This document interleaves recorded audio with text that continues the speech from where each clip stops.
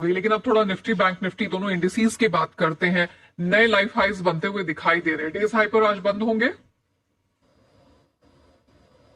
देखिए, गैप से खुलने के बाद एक डिप मिली थी आपको, जिसकी हमने बात भी की थी कि ज्यादा 200 पॉइंट ऊपर खुलता तो नीचे आने था।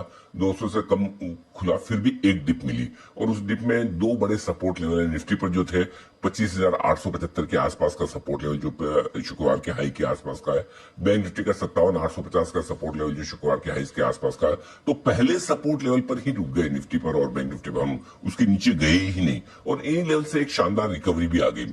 ऐसे में संभावना पूरी है कि बाजार ऊपर की तरफ मजबूती के साथ ही बंद होता हुआ दिखे।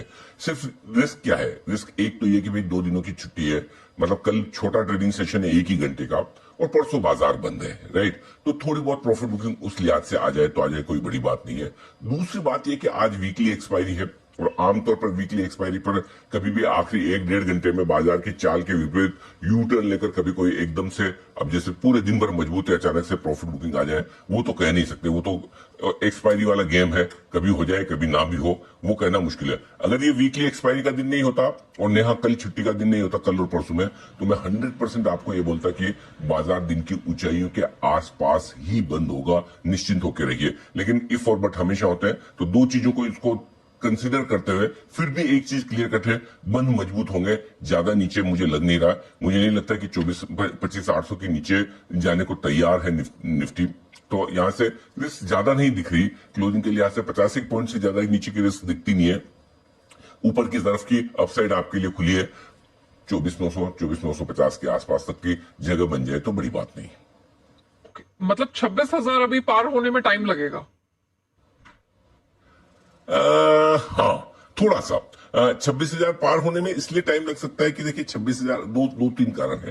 पहला तो 26,000 पे काफी बड़े कॉल राइटर बैठे हैं और आज वीकली एक्सपायरी का दिन, तो जाहिर सी बात है वीकली एक्सपायरी के दिन अगर बड़ी कॉल राइटिंग 26,000 पर पड़ी है, जो करीबन करीबन 4.25 करोड़ शेयर के आसपास की, तो वो पार करना मुश्किल है। तो मैं अभी 26,000 पार करने की बात आज नहीं कर रहा, मैं बहुत क्लियर कट बोल रहा हूँ आपको। दूसरा साइकोलॉजिकल लेवल भी है, बड़ा राउंड फिगर लेवल है, 26,000 बड़ा होता है, तो वहां जाके रुकना अटकना ठीक भी है। लगातार 4 दिनों से मजबूत है, थोड़ी प्रॉफिट बुकिंग तो कहीं कहीं आनी चाहिए, और वो भी कब? जब 2 दिन बाजार बंद हो तो आना ठीक है। और फिर तीसरी बात ये भी है कि वीकली एक्सपायरी का दिन भी है, तो थोड़ा बहुत और ऊपर नीचे हो जाए तो गलत भी नहीं है। ऐसे में मेरा मानना है कि 26,000 को पार करना थोड़ा मुश्किल, इसलिए अगर आज 26,000 के आसपास पहुंचते हैं आप, तो वहां थोड़ी प्रॉफिट बुकिंग करें, वापस से इंतजार करें एक और डिप का। जब भी आपको मिले, जैसी भी आपको मिले, वहां पर एंट्री करनी चाहिए। जहां तक एंट्री लेवल का सवाल है, मेरे ख्याल से निफ्टी पर 25,700 25,800 की रेंज एंट्री करने के लिए एकदम परफेक्ट है। इस रेंज में आए निफ्टी तो वहां एंट्री करनी चाहिए। बैंक निफ्टी के लिए 57,700 57,875 बहुत बढ़िया एंट्री पॉइंट है इंट्राडे ट्रेड्स के लिए। इस रेंज में आए तो एंट्री करिए अगले 1 घंटे सवा घंटे में। क्लोजिंग के लिहाज से 2 लेवल दे देता हूं आपको, 25,780, इसके ऊपर अगर आज आप बंद होते हैं तो मजा आ जाएगा, क्योंकि ये शुक्रवार के हाई के ऊपर का लेवल है।